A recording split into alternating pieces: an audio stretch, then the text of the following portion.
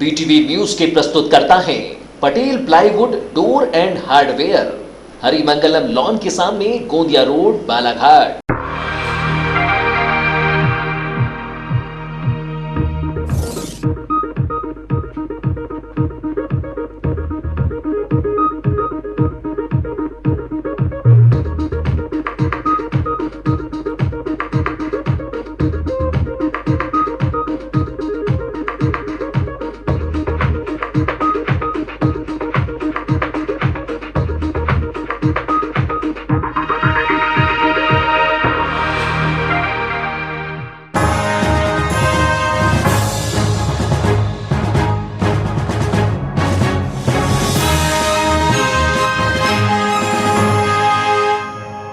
नमस्कार, BTV news के इस बुलेटिन में आपका स्वागत है। सबसे पहले आइए एक नज़र डालते हैं आज की कुछ खास खबरों पर।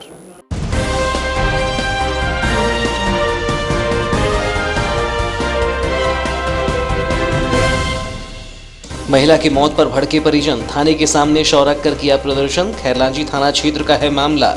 60 वर्षीय महिला की मौत के बाद मचा बवाल। वारासिवनी एसडीओपी सहित एसडीएम पहुंचे खैरलांजी। समझाइश के बाद 11 जून को होगा महिला का पीएम। दो पक्षों के आपसी विवाद के दौरान हुई महिला की मौत।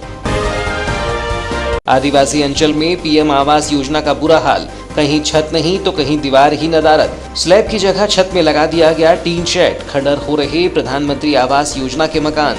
कच्चे मकान में रहने को मजबूर हैं आदिवासी। सुहागिन महिलाओं ने पति की दीर्घायु की कामना। वट सावित्री व्रत का आस्था पूर्वक किया पूजन। वट वृक्ष का हुआ विशेष पूजन अर्चन। सत्यवान सावित्री की सुनाई गई कथा।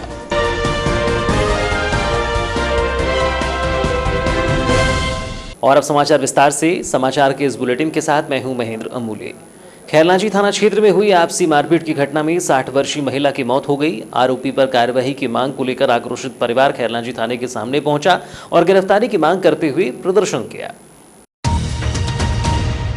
घटना के संबंध में बताया गया कि खैरलांजी के कचेखनी ग्राम में आस पड़ोस में रहने वाले भगत परिवार के बीच विवाद था। इसी दौरान 2 दिन पूर्व पवनलाल भगत ने अपने पड़ोसी भवनलाल के घर पहुंचकर उसके पुत्र की बेदम पिटाई कर दी।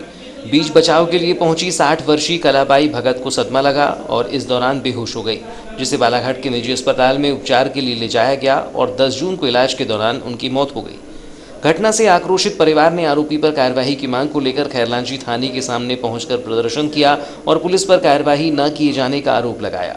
इस दौरान तहसीलदार, एसडीओपी एवं थाना प्रभारी परिवार को समझाइश देते रहे, लेकिन परिवारजनों का कहना था कि आरोपी की गिरफ्तारी की जाए। घटना के संबंध में मृतिका के पति भवनलाल ने बताया कि पड़ोसी पवनलाल ने उसके बेटे के साथ मारपीट की, जिसके बाद उसकी पत्नी की स्थिति गंभीर हुई। पुलिस को सूचना दी गई, लेकिन पुलिस ने आरोपी को गिरफ्तार नहीं किया और इसी बीच उसकी पत्नी की मौत हो गई। क्या घटना हुई जो आप यहाँ बॉडी लेके आए थे? ये बॉडी लेके आए साहब। कल मेरा लड़का चौकी आया, रिपोर्ट लिखवाया साहब। उसके बाद में घर गया, घर से खाना खाया न। खाद वाले को, ट्रैक्टर वाले को बोलता है कि कल पेटी डाली खाद फेंक देना। तो उसके बाद में फटक के सामने खड़ा था, उधर से आया, 3 लाठी मारा। कौन आया? वो हमारा पवनलाल भगत। अच्छा। उसके बाद में मेरी घरवाली आई, मेरा लड़का मर गया करके उसको उठाने गई तो धड़ से गिर गई। बीच बचाव करने आया? बीच बचाव करने आई हैं। हम उसके बाद में अपने घरवाली को हम डॉक्टर के हाथ से इंजेक्शन लगवाए। तो उसके बाद में 100 नंबर गाड़ी को लगाए फ़ोन कटंगी की। तो कटंगी की गाड़ी आई तो क्या बोलता है, उसको निकाल लाग में बोलता है। इधर से छोटे तरफ जाए, पुलिस के साथ हम दोनों जन खड़े, दोनों बाप बेटे। उधर जाके लड़की इनको टंगिया लेके दौड़ने आया। कितने लोग थे? पवनलाल भगत एक ही आया था। उसके बाद में पुलिस ने बोला था साले रुक, भगे मत। तो बैठा ला वहाँ गाड़ी पे बैठ के चलो बोले चौकी।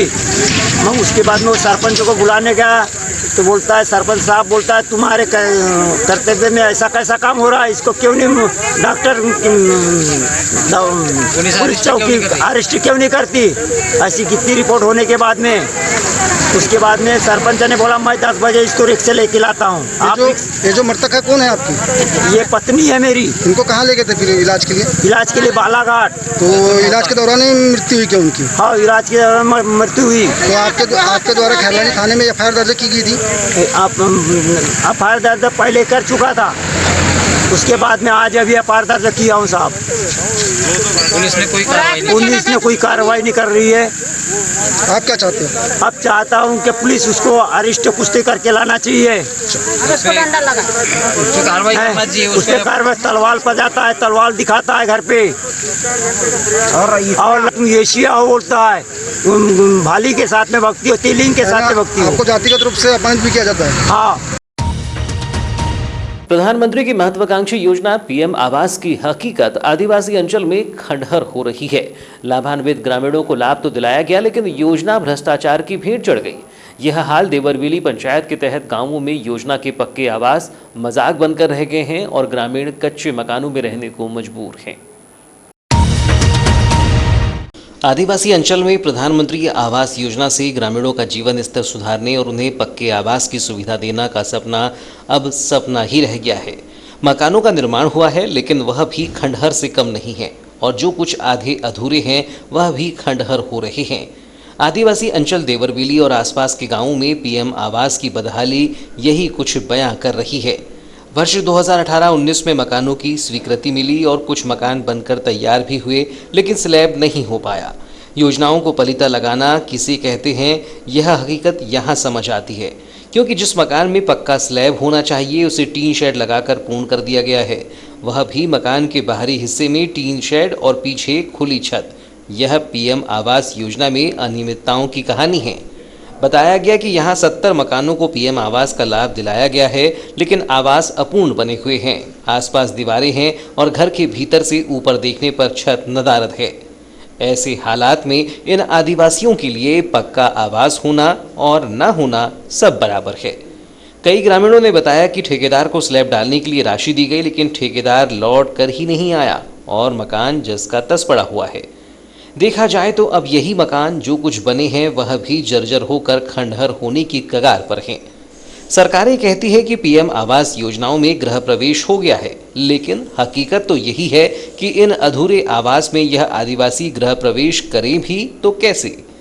ग्रामीण हितग्राही रहमत तबाई बताती हैं कि पीएम आवास का लाभ मिला, मकान कुछ बना और ठेकेदार को स्लैब के लिए रुपये दिए गए, लेकिन रुपये लेकर जाने के बाद ठेकेदार लौटकर नहीं आया। अब 3 महीने होने जा रहे हैं और ठेकेदार का इंतजार है, लेकिन उसका कोई अता पता नहीं है। क्या नाम है? रहमत भाई। मकान बन गए तुम्हारे? वही तो बनी से अभी। तो हमें तो सलाब ने ढाले है ठेकेदार है। काबर नहीं ढाले? दे दे हम तो पैसा ला। पैसा ला दे दियो? हाँ। का कहते ठेकेदार? कोई जनी गई नहीं। तो आइस नहीं का? नहीं आया। कतेक दिन हो गए बने हैं तो मकान? पौर के नहीं वो।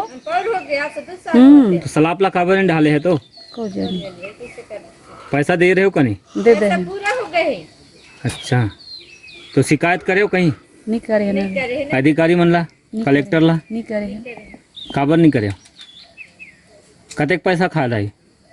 हमार निखा है। हाँ, नहीं ठेकेदार है, कतेक पैसा खा डाले है? तत्काल सबको दे दे हैं। अच्छा, पनीर ढालो कैस आते का नहीं? अभी नहीं आई से। शहरी क्षेत्र में प्रधानमंत्री आवास की भले ही चमक धमक दिखाई पड़ती हो, लेकिन ग्रामीण क्षेत्र और प्रमुखतः आदिवासी अंचल में इसकी रंगत अब भी फीकी है और हितग्राही अपना मकान का सपना संजोने के अलावा कर भी क्या सकते हैं, क्योंकि उनके मकान का हक सरकारी तंत्र नहीं दिलवा पा रहा है और जो कुछ आधे अधूरे मकान हैं वह भी न होने के बराबर हैं। अधिकारियों को चाहिए कि वह मामले की जांच कर दोषियों पर कार्रवाई करें, ताकि ग्रामीणों को भी प्रधानमंत्री की महत्वाकांक्षी योजना पीएम आवास के तहत आवास मिल सके, ताकि कच्चे मकान से निकलकर वे पक्के आशियाने में जाकर अपने जीवन स्तर में बदलाव महसूस करें। पति की दीर्घायु के लिए सुहागिन महिलाओं ने व्रत रखकर वट वृक्ष की पूजा अर्चना की। नगर की महिलाओं ने अपने पति की दीर्घायु के लिए वट सावित्री व्रत रखते हुए वट वृक्ष का पूजन कर वट वृक्ष के जड़ में पानी डालते हुए पूजन कर कामनाएं की। साथ ही जल, मौली, रोली, कच्चा सूत भिगोकर वृक्ष के तने के चारों ओर लपेटा। इसके बाद सत्यवान सावित्री की कथा सुनाई गई। ऐसी मान्यता है कि इसी दिन सावित्री ने अपने कठिन तप के बल से यमराज से अपने पति सत्यवान के प्राणों की रक्षा की थी। कथाओं के अनुसार जब यमराज सत्यवान के प्राण ले जाने लगे तो सावित्री भी उनके पीछे पीछे चलने लगी। ऐसे में यमराज ने सावित्री से 3 वरदान मांगने को कहा। सावित्री ने एक वरदान में 100 पुत्रों की माता बनना मांगा और जब यमराज ने उन्हें यह वरदान दिया तो सावित्री ने कहा कि मैं पतिव्रता स्त्री हूं और बिना पति के मां नहीं बन सकती। यमराज को अपनी गलती का एहसास हुआ और उन्होंने चने के रूप में सत्यवान के प्राण दे दिए। सावित्री ने चना खाकर फूंक दिया जिससे सत्यवान जीवित हो गए। तभी से इस व्रत में चने का प्रसाद चढ़ाने का नियम है। ज्येष्ठ अमावस्या पर ग्रामीण और शहरी महिलाओं ने अपने पति की दीर्घायु के लिए वट सावित्री का व्रत रखा। महिलाओं ने विशेष रूप से वट वृक्ष की पूजा अर्चना की। ज्येष्ठ अमावस्या के दिन ये परंपरा विकसित है कि महिलाएं विशेष रूप से श्रृंगार करके अपने पति की दीर्घायु की कामना करती हैं। भारतीय संस्कृति में मान्यता है कि इसमें एक साथ ब्रह्मा, विष्णु और महेश निवास करते हैं। इस कारण वट वृक्ष की पूजा अर्चना का प्रावधान है। सोनल जोशी ने बताया कि सुहागन महिलाएं अपने पति की लंबी उम्र के लिए वट सावित्री का पूजन करती हैं, जहां सुहाग का सामान रखा जाता है। इस दिन उपवास किया जाता है। वट सावित्री व्रत की पौराणिक मान्यताएं हैं। सुहाग की लंबी उम्र के लिए करती है। ये जो व्रत रहता है इसकी क्या पद्धति रहती है, क्या इसकी मान्यता है? इसकी मान्यता ये है कि अपने सुहाग की लंबी उम्र के लिए उपवास किया जाता है। ऐसे शिव पार्वती बोला जाता है और पार्वती का वट सावित्री रूप में किया जाता है उपवास। क्या पद्धति है इसकी शुरू से लेकर आखिरी तक? इस व्रत को कैसे पूरा किया जाता है? इसमें पूरे पूजा का सुहाग का सामान रखना जाता है। सुहाग का सामान चढ़ाया जाता है। 5 या 7 स्त्रियों को उल्टी भरी जाती है आम से। उसके बाद चूड़ी या सुहाग की चीज़ दी जाती है और पूरा पूजा की जाती है अच्छे से। इसमें व्रत वगैरह भी रखा जाता है? व्रत वगैरह भी रखते हैं? हाँ, व्रत करते हैं। व्रत में कोई लोग एक टाइम खाना खाते हैं, कोई निरंकार जैसे जिसकी इच्छा वैसे उपवास करते हैं। वो श्रद्धा के अनुसार है। टीकाकरण को लेकर सामाजिक, धार्मिक एवं अन्य व्यापारिक संस्थाएं आगे आकर शिविर का आयोजन कर रही हैं। इसी कड़ी में गुरुवार को जिला टेंट एसोसिएशन ने स्थानीय लॉन में वैक्सीनेशन कैंप का आयोजन किया, जिसमें पहुंचकर लोगों ने उत्साहपूर्वक टीकाकरण कराया। Federation of Madhya Pradesh tent association द्वारा जिला प्रशासन के सहयोग से जिला टेंट एसोसिएशन ने स्थानीय लॉन में टीकाकरण शिविर का आयोजन किया, जिसको लेकर आग्रह किया गया था कि 18 वर्ष से अधिक के युवा एवं 45 प्लस से अधिक के लोगों के लिए टीकाकरण शिविर आयोजित है और कोरोना से बचाव के लिए टीकाकरण अवश्य कराएं। इसी के तहत टीकाकरण कराने लोग यहां पहुंचते रहे और उत्साहपूर्वक टीकाकरण कराया।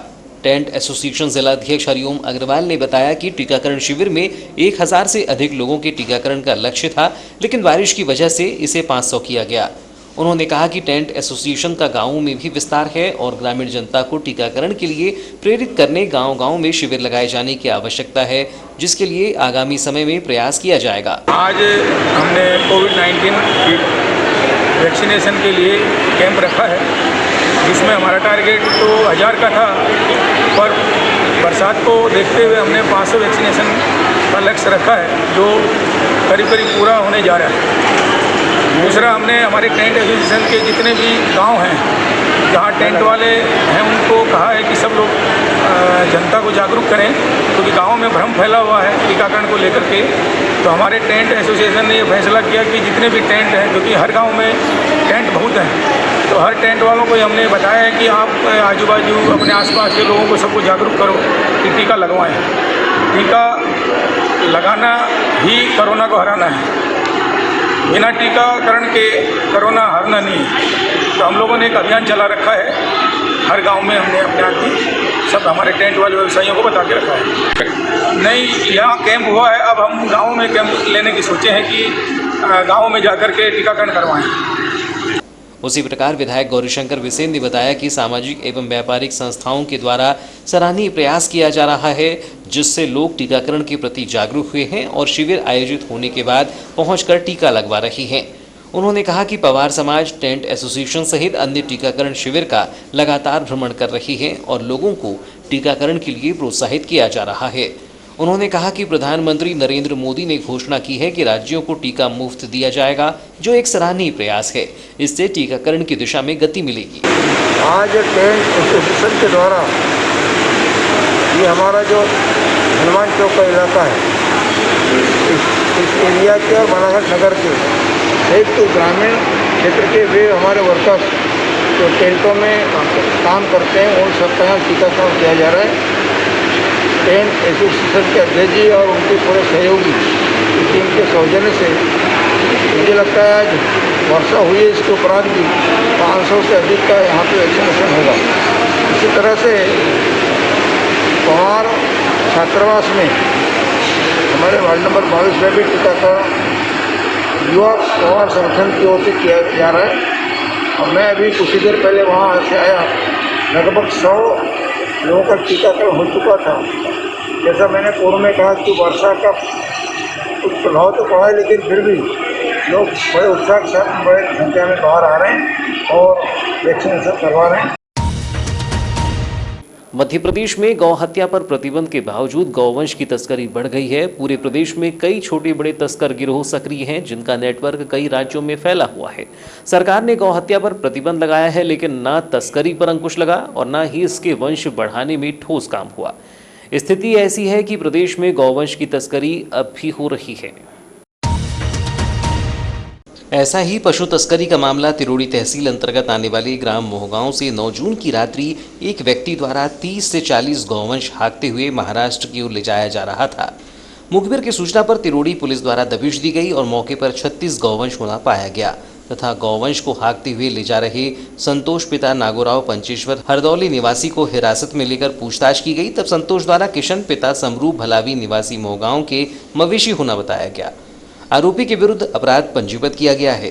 ज्ञात हो कि बीते लंबे समय से मोहगांव, हरदौली, मिरकपुर एवं समस्त महाराष्ट्र राज्य की सीमा से जुड़े क्षेत्रों से गौ तस्करी के मामले सामने आते रहे हैं एवं स्थानीय पुलिस द्वारा समय समय पर कार्यवाही भी की जाती है, किंतु अक्सर देखा गया है कि गौवंश तस्करी के मामले में गौवंश हाँकने वालों को ही आरोपी बनाया जाता है, जबकि मुख्य आरोपी पर कोई कार्यवाही नहीं की जाती। ऐसी जनचर्चा है। यदि कार्यवाही होती भी है तो कम समय में तथा आसानी से गौ तस्कर एवं हाँकने की रिहाई दर्शाती है कि गौ तस्करी के विरुद्ध अभी और कठोर एवं कारगर नियमों की आवश्यकता है। उक्त कार्यवाही में थाना प्रभारी चौन सिंह उई के, एसआई शर्मा, आरक्षक नीरज सनोडिया एवं छत्रपाल बघेल का महत्वपूर्ण योगदान रहा। इनका कहना है कि मुखबिर से सूचना मिली कि मोहगांव से एक व्यक्ति मवेशी हाँकते हुए महाराष्ट्र की तरफ लेकर जा रहा है। तब टीम रवाना की गई तो ग्राम हरदौली के पास संतोष पिता नागोराव पंचेश्वर हरदौली निवासी के कब्जे से 36 मवेशी जब्त किए गए। पूछताछ करने पर किशन पिता समरू भलावी निवासी मोहगांव के मवेशी होना बताया गया। उनके विरुद्ध पशु क्रूरता अधिनियम के तहत अपराध पंजीबद्ध किया गया है। तो ये थी अब तक की खबरें। नई खबरों के साथ एक बार फिर हम हाजिर होंगे। तब तक के लिए दीजिए इजाज़त। नमस्कार।